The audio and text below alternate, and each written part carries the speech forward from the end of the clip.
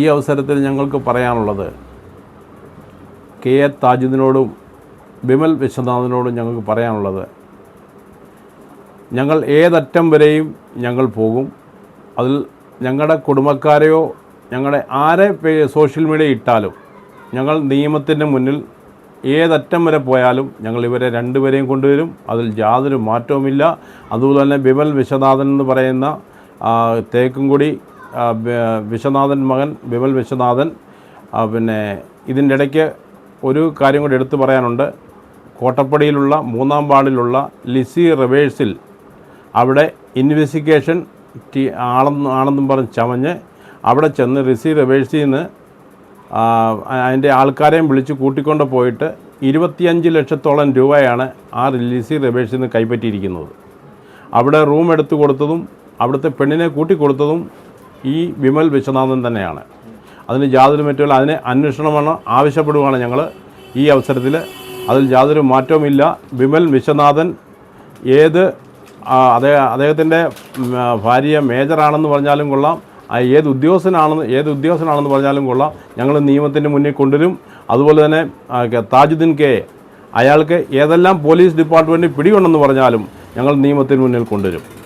അതിന് യാതൊരു മാറ്റവുമില്ല. ഞങ്ങൾ ആരെയും ഞങ്ങൾ ഭയക്കത്തില്ല. മേളിരിക്കും ദൈവം നമ്പരാനെ അല്ലാതെ താഴെയുള്ള ഒരുത്തരം ഞങ്ങൾ ഭയക്കത്തില്ല. ഞങ്ങൾ നിയമത്തെ ഭയക്കും. നിയമത്തിന് മുന്നിൽ തന്നെ ഞങ്ങൾ കൊണ്ടുവരും. കണ്ടിന്യൂ. രണ്ടാമത്തെ വ്യക്തി എന്ന് പറഞ്ഞാൽ ബിമൽ വിശ്വനാഥനാണ്. ബിമൽ വിശ്വനാഥൻ പഞ്ചാബിൻ്റെ സ്റ്റേറ്റ് ഡയറക്ടറായിരുന്നു ഹ്യൂമൻ റൈറ്റ്സ് ക്രോപ്സിൻ്റെ. അതുപോലെ രാഷ്ട്രവാദി ജനതാ പാർട്ടിയുടെ നാഷണൽ സെക്രട്ടറിയുമായിരുന്നു. അയാൾ ഞങ്ങളുമായിട്ട് പിന്നെ അടുത്തിട്ട് ഏതാണ്ട് 4-5 മാസങ്ങൾ മാത്രമേ ആയുള്ളൂ. അയാൾക്ക് ഈ സ്ഥാനം ലഭിച്ചതിന് ശേഷം അയാൾ ചെയ്തതെന്ന് പറഞ്ഞാൽ അയാളുടെ വ്യക്തിപരമായ ബന്ധങ്ങൾ, ആ വ്യക്തിപരമായ വൈരാഗ്യങ്ങൾ പാർട്ടിയിലൂടെയും ഹ്യൂമൻ റൈറ്റ്സിലൂടെയും ചേർക്കുമായിരുന്നു. അത് ഹ്യൂമൻ റൈറ്റ്സിലെയും കൂടെ അതിലൂടെ മറ്റുള്ളവർക്ക് ബുദ്ധിമുട്ടുണ്ടാക്കുന്ന പരിപാടിയാണ് ചെയ്തത്. അതിലൂടെ പലവട്ടം ഞങ്ങൾ താക്കീത് കൊടുക്കുകയും ഇനിയും മുന്നോട്ട് പോയി കഴിഞ്ഞാൽ സംഘടനയിൽ നിന്ന് പുറത്ത് കളയുമെന്ന് ഞങ്ങൾ ലെറ്റർ മുഖേന ഞങ്ങൾ കൊടുത്തിട്ടുണ്ട്.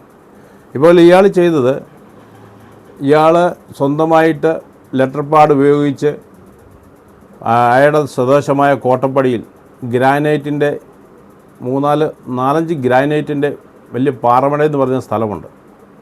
അവിടെ വിവരാവകാശം വെച്ചിട്ട് CS ഫണ്ടെന്ന് പറയുന്ന 12 ലക്ഷം മുതൽ 25 ലക്ഷം രൂപ വരെ അടിച്ചു മാറ്റിക്കഴിഞ്ഞ് അത് അയാളുടെ ബന്ധു മുഖേന അത് കൈപ്പറ്റുകയും ചെയ്തു.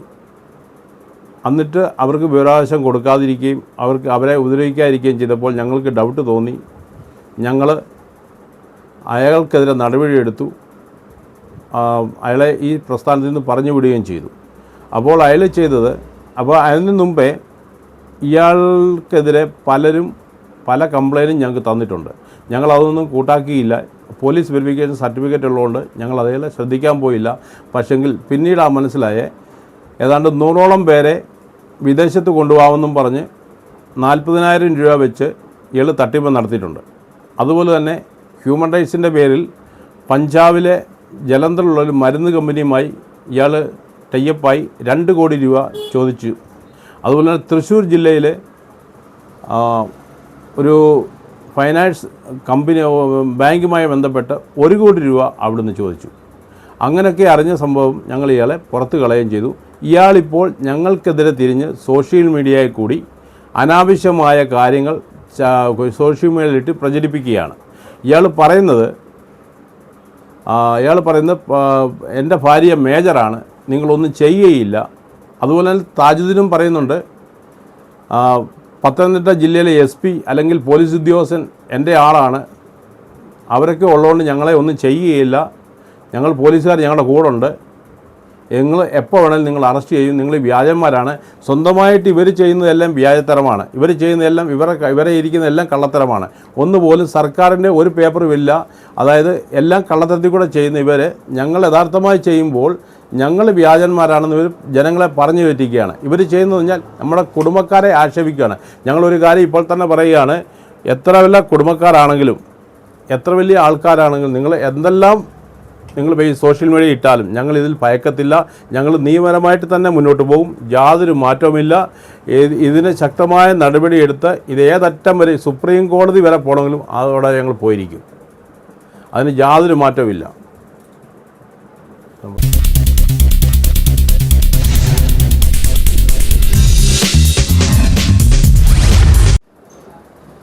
നമസ്കാരം, എൻ്റെ പേര് അനിൽ കെ മാത്യു.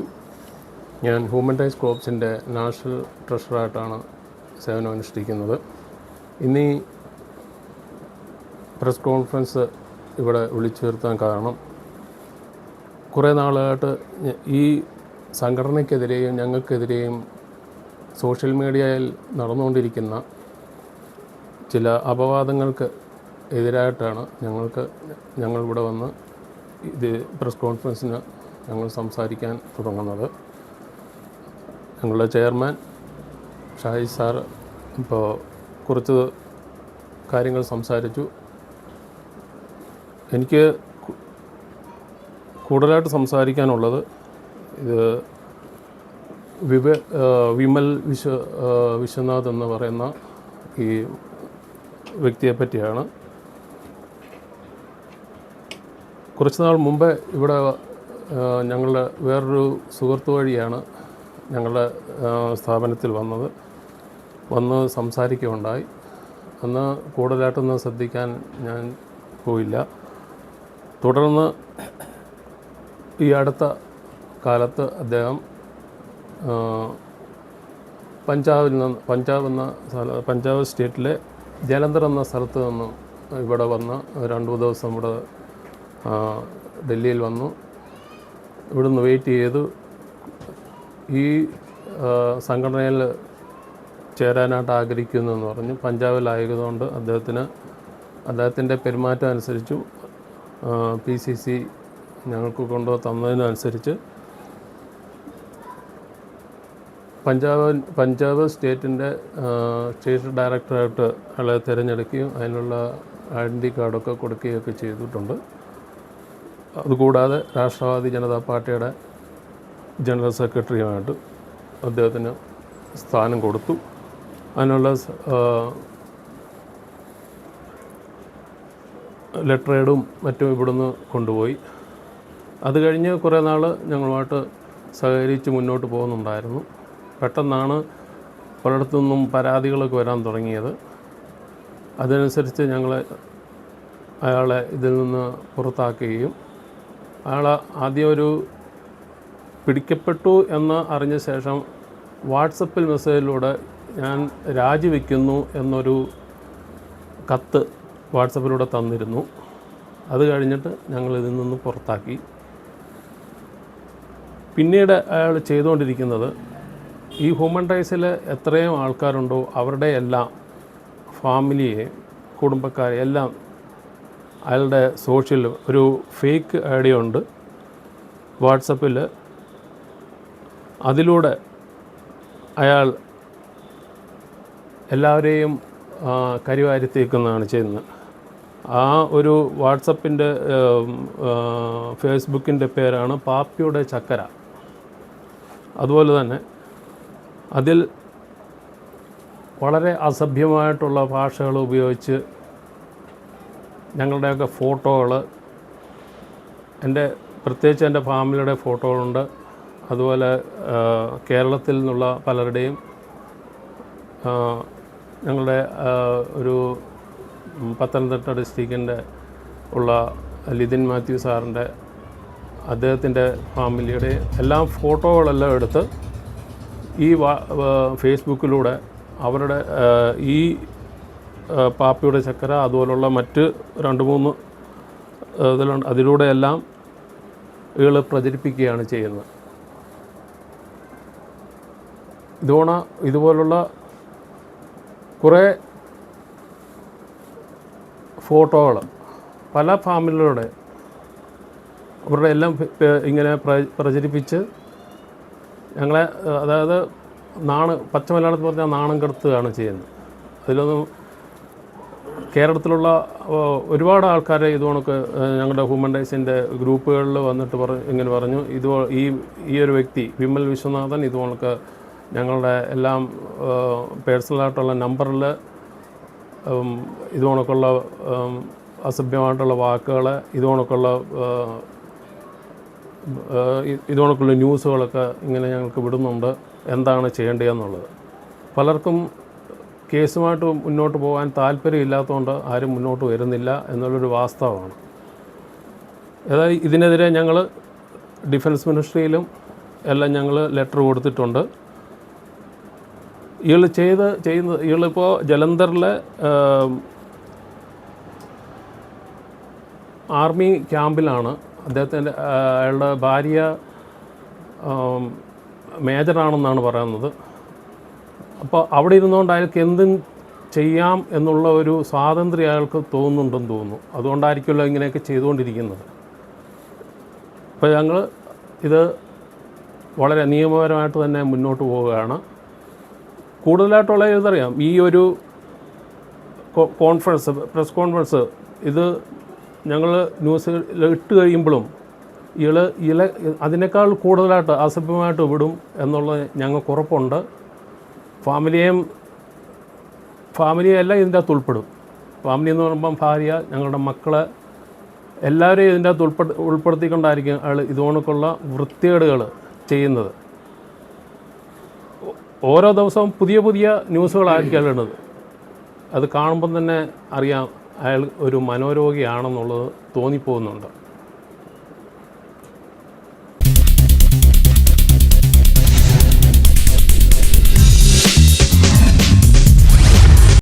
നമസ്കാരം, എൻ്റെ പേര് ഷാജി ജേക്കബ്, ഹ്യൂമൻ റൈറ്റ്സ് ക്രോപ്സിൻ്റെ നാഷണൽ ചെയർമാനാണ്. ഇന്ന് ഞങ്ങൾ പ്രസ് മീറ്റിംഗ് വിളിക്കാനുണ്ടായ കാരണം, കഴിഞ്ഞ നാളുകളിൽ ഡൽഹി കേന്ദ്രമായി പ്രവർത്തിക്കുന്ന ഹ്യൂമൻ റൈറ്റ്സിനെ പറ്റി അനേകം ആളുകൾ ഞങ്ങൾക്കെതിരെ നിന്നുകൊണ്ട് പ്രവർത്തിക്കാനും സോഷ്യൽ മീഡിയയിൽ ഞങ്ങളുടെ പോസ്റ്റുകൾ ദുരുപയോഗം ചെയ്യാനും തുടങ്ങി. അതിനെതിരെ ശക്തമായിട്ടാണ് ഞങ്ങളിന്ന് വന്നിരിക്കുന്നത്. എന്ത് കാരണത്താലാണ് ഈ സോഷ്യൽ മീഡിയയിൽ ഞങ്ങളെപ്പറ്റി പറയാനുണ്ടായ കാരണം എന്താണ്, അതിനുള്ള തെറ്റുകൾ എന്താണ് ഞങ്ങൾ ചെയ്തത്, ഇന്ന് നിങ്ങളുടെ ജനങ്ങളുടെ മുന്നിൽ ഞങ്ങൾ വിശദീകരിക്കുകയാണ്. 2019 ഡൽഹി കേന്ദ്രമായി പ്രവർത്തിക്കുന്ന ഹ്യൂമൻ റൈറ്റ്സ് ക്രോപ്സ് ആരംഭിച്ച പ്രസ്ഥാനമാണിത്. സർക്കാരിൻ്റെ എല്ലാ മാനദണ്ഡങ്ങളും പാലിച്ച് നീതി ആയോഗിൽ രജിസ്ട്രേഷൻ ചെയ്ത് എല്ലാ കാര്യങ്ങളും ഓഡിറ്റോടുകൂടിയും ഇന്നും നടത്തപ്പെടുന്ന ഒരു പ്രസ്ഥാനമാണ്. ഏതാണ്ട് 18 സംസ്ഥാനങ്ങളിൽ ഇന്ന് ഇത് ശക്തമായ രീതിയിൽ, കേരളം ഉൾപ്പെടെ 18 സംസ്ഥാനങ്ങളിൽ ഇന്ന് ഇത് ശക്തമായ രീതിയിൽ പ്രവർത്തിക്കുന്നു. പക്ഷെങ്കിൽ കേരളത്തിൽ നിന്ന് മാത്രമാണ് ഇങ്ങനൊരു ദുരവസ്ഥ ഞങ്ങൾക്കുണ്ടായിക്കൊണ്ടിരിക്കുന്നത്. ഉണ്ടാകാനുണ്ടായ കാരണം, ഈ കഴിഞ്ഞ നാളുകളിൽ ഞങ്ങൾക്കൊരു കേസ് ലഭിച്ചു. പത്തനംതിട്ട ജില്ലയിൽ അയിരൂർ ഗ്രാമപഞ്ചായത്തിൽ ജോലി ചെയ്യുന്ന താജുദ്ദീൻ എന്ന് പറയുന്ന വ്യക്തിയുടെ മകനെ പറ്റിയുള്ള ഒരു കേസായിരുന്നു. ആ മകനെ മല്ലപ്പള്ളിയിലുള്ള ഹീരാൻ എന്ന് പറയുന്ന സ്ഥാപനത്തിൽ കൊണ്ട് പാർപ്പിക്കുകയും, ആ മകന് ഓട്ടിസം ബാധിച്ചൊരു പയ്യനായിരുന്നു. അതുകൊണ്ട് ആ കുഞ്ഞിനെ നോക്കുവാനായിട്ടാണ് അവർ ആ ഹീരാനിൽ കൊണ്ട് പാർപ്പിച്ചത്. പക്ഷെങ്കിൽ ആ ഹീരാനിലുള്ള ജോലിക്കാർ ആ കുഞ്ഞിനെ ഉപദ്രവിച്ചെന്നാണ് അവർ താജുദ്ദീൻ പറയുന്നത്. പക്ഷേ എന്താണ് അവിടെ നടന്നതെന്ന് ഞങ്ങൾക്കത് വ്യക്തമല്ല. പക്ഷേ അതിൻ്റെ വഴിക്ക് പോട്ടെ. അതിൻ്റെ അർത്ഥത്തിൽ ഹീരാൻ എന്ന് പറയുന്ന അതിൻ്റെ ഉടമസ്ഥർ ഞങ്ങൾക്കൊരു പരാതി തന്നു. ആ പരാതിയുടെ അടിസ്ഥാനത്തിൽ താജുദ്ദീനെ ഞങ്ങൾ ഫോണിൽ കൂടെ വിളിക്കുകയും, വിളിച്ചു കഴിഞ്ഞപ്പോൾ താജുദ്ദീൻ അപമര്യാദയായി ഞങ്ങളോട് പെരുമാറുകയും ചെയ്തു. അപ്പോൾ ഞങ്ങൾ അതുകൊണ്ട് സ്റ്റോപ്പ് ചെയ്തു അവിടെ. പക്ഷെങ്കിൽ താജുദ്ദീൻ ചെയ്തതെന്ന് പറഞ്ഞാൽ, അയാൾ ആ വോയിസ് എടുത്ത് സോഷ്യൽ മീഡിയയിലിട്ട് വ്യാപകമായി പ്രചരിക്കുകയും അനാവശ്യ കാര്യങ്ങൾ അതിന് കൂട്ടിച്ചേർക്കുകയുമാണ് ചെയ്തുകൊണ്ടിരുന്നത്. അതിനെതിരെ ഞങ്ങൾ ഇന്ന് കേസ് ഫയൽ ചെയ്തിരിക്കുകയാണ്. അതിൻ്റെ കൂടെ ഈ ഹ്യൂമൻ റൈറ്റ്സ് ക്രോപ്സിൽ നിന്ന് പുറത്തു പോയവരും ഒത്തുകൊണ്ടാണ് അയാളോട് ഇന്ന് ഒത്തുചേർന്ന് ഞങ്ങൾക്കെതിരെ ഇന്ന് പ്രവർത്തിച്ചുകൊണ്ടിരിക്കുന്നത്. ഈ ഹ്യൂമൻ റൈറ്റ്സ് ക്രോപ്സിൻ്റെ ആര് തെറ്റ് കാണിച്ചാലും, ആര് അനീതി കാണിച്ചാലും അവരെ ഞങ്ങൾ പുറത്താക്കും. അതിൽ യാതൊരു സംശയവുമില്ല, യാതൊരു മാറ്റവുമില്ല. അങ്ങനെ ഉള്ളവർ ചേർന്നാണ് ഈ താജുദ്ദീനോട് കൂടി ഒപ്പം ചേർന്നുകൊണ്ട് ഞങ്ങൾക്കെതിരെ പ്രവർത്തിക്കുന്നത്. പക്ഷെങ്കിൽ ഈ താജുദ്ദീൻ എന്ന് പറയുന്ന വ്യക്തി കേരള സർക്കാരിൻ്റെ ജോലിയിൽ പ്രവേശിച്ച വ്യക്തിയാണ്. പത്തനംതിട്ട ജില്ലയിൽ അയിരൂർ ഗ്രാമപഞ്ചായത്തിൽ ഹെഡ് ക്ലർക്കായി ജോലിയിലിരിക്കുന്ന വ്യക്തിയുടെയാണ്. ഇദ്ദേഹം എങ്ങനെയാണ് ജോലിയിൽ പ്രവേശിച്ചത് എന്നുകൂടി നമുക്കിനി കാര്യങ്ങളിലേക്ക് കടക്കാം. ഇയാൾ ജോലിയിൽ പ്രവേശിച്ചിരിക്കുന്നത് വ്യാജ ഭിന്നശേഷി സർട്ടിഫിക്കറ്റ് ഉപയോഗിച്ചാണ് ജോലിയിൽ പ്രവേശിച്ചിരിക്കുന്നത്. അതായത് ഇയാൾ പറയുന്നു PSC എഴുതിയാണ്.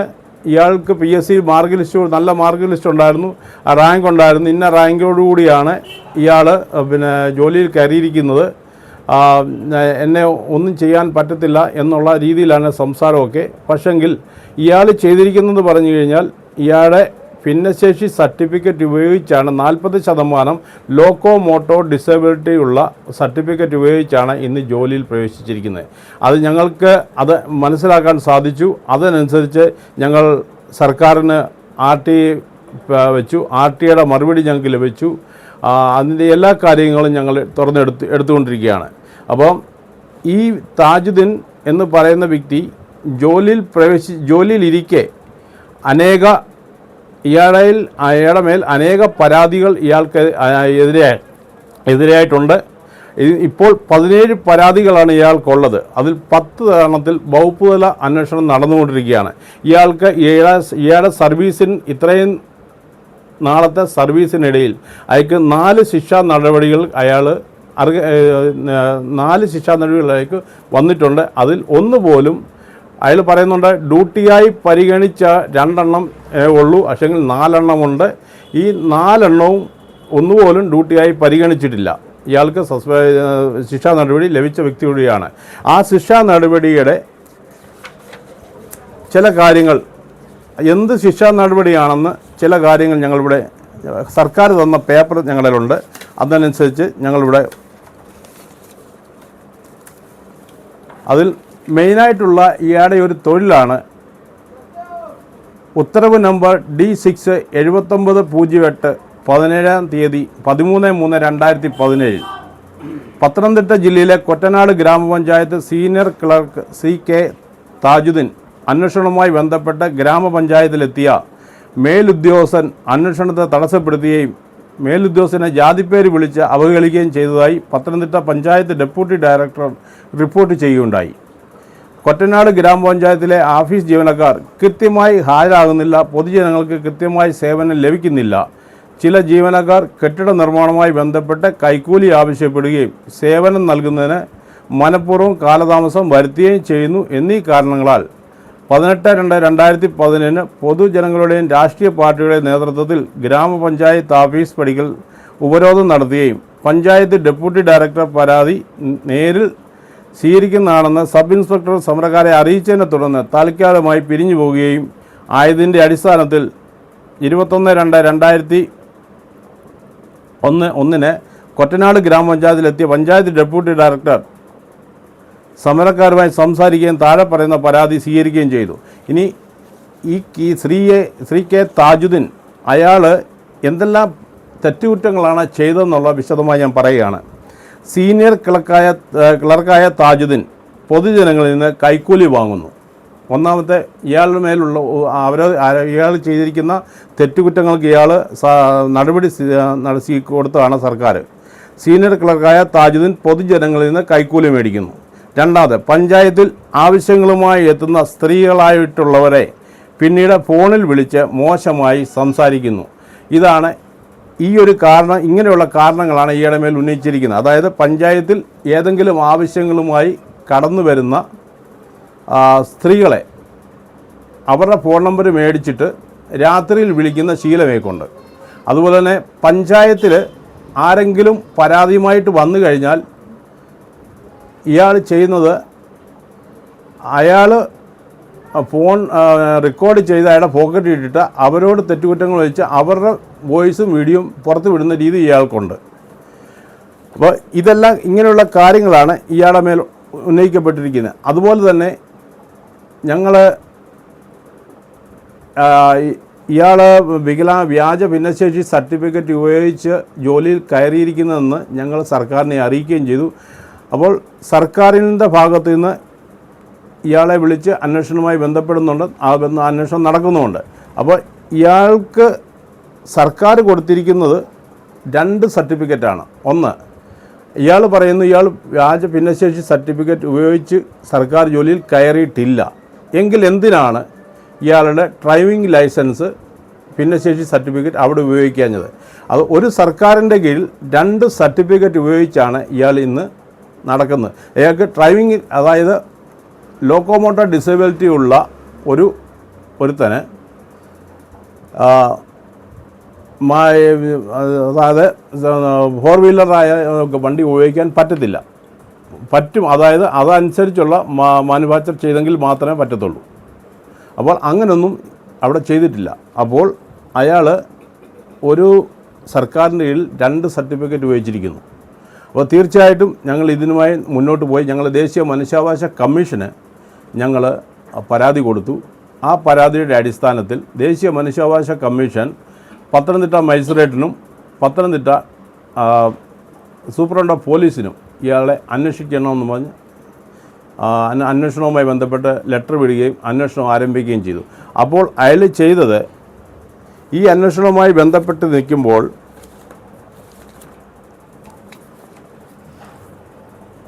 ഇയാൾ പോയി ചങ്ങനാശ്ശേരിയിലുള്ള ഒരു സ്ഥാപനത്തിൽ പോയി ഇയാളുടെ കാലിൽ കമ്പിയാണ് ഇടിയിച്ചിരിക്കുന്നത്. അതായത് സർക്കാരിൻ്റെ ഭാഗത്തു നിന്ന് എന്തെങ്കിലും അന്വേഷണങ്ങൾ വന്നു കഴിഞ്ഞാൽ അവരെ തെറ്റിദ്ധരിപ്പിക്കാനായിട്ട് അത് പിടിക്കപ്പെടരുത്, അതിനു വേണ്ടിയിട്ടാണ് ഈ കമ്പി ഇട്ടിരിക്കുന്നത്, ഈ കാലിൽ കമ്പി വെച്ചിരിക്കുന്നത്. 40% ലോക്കോമോട്ടർ ഡിസേബിലിറ്റി ഉള്ള ഒരു വ്യക്തിയുടെ ഡാൻസാണ് ഈ കാണുന്നത്. 40% ലോക്കോമോട്ടർ ഡിസബിലിറ്റി ഉള്ള ഒരു വ്യക്തിയുടെ ഡാൻസാണ് ഈ കാണുന്നത്.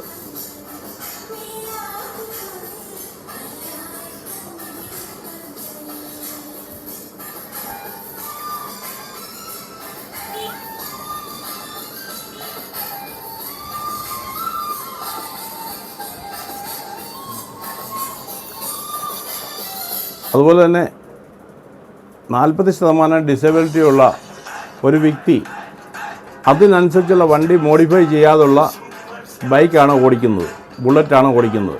ഇങ്ങനെയുള്ള വ്യക്തിക്കൊന്നും, ലോക്കോമോട്ടർ ഡിസബിലിറ്റി ഉള്ള വ്യക്തിക്ക് ഇങ്ങനെയുള്ള വാഹനങ്ങൾ ഓടിക്കാൻ പറ്റുകയില്ല. അതനുസരിച്ചുള്ള വണ്ടി ആയിരിക്കണം. അപ്പോൾ ഇയാൾ എല്ലാ തരത്തിലൊരു മഹാകള്ളനാണെന്ന് തെളിഞ്ഞിരിക്കുകയാണ്. പിന്നെ ഇയാളെ വേറൊരു കാര്യം എന്ന് പറഞ്ഞു കഴിഞ്ഞാൽ, നമ്മളൊരു വിവരാവകാശം വെച്ച് കഴിഞ്ഞാൽ ഇയാളിരിക്കുന്ന സ്ഥാപനത്തിലെ വിവരാവകാശത്തിൽ അയാളുടെ സെക്രട്ടറി അറിയാതെ ഇയാൾ തന്നെ അയാൾക്ക് തോന്നുന്ന രീതിയിലുള്ള മറുപടിയാണ് കൊടുക്കുന്നത്. നമ്മൾ കൊടുക്കുന്ന വിവരാവകാശത്തിൽ യഥാർത്ഥ ഉത്തരങ്ങൾ മറച്ചു വെച്ചുകൊണ്ട് തെറ്റായ രീതിയാണ് ഇയാൾ മറുപടി കൊടുത്തുകൊണ്ടിരിക്കുന്നത്. അങ്ങനെയാണ് ഇയാളുടെ ഈ കാര്യങ്ങൾ.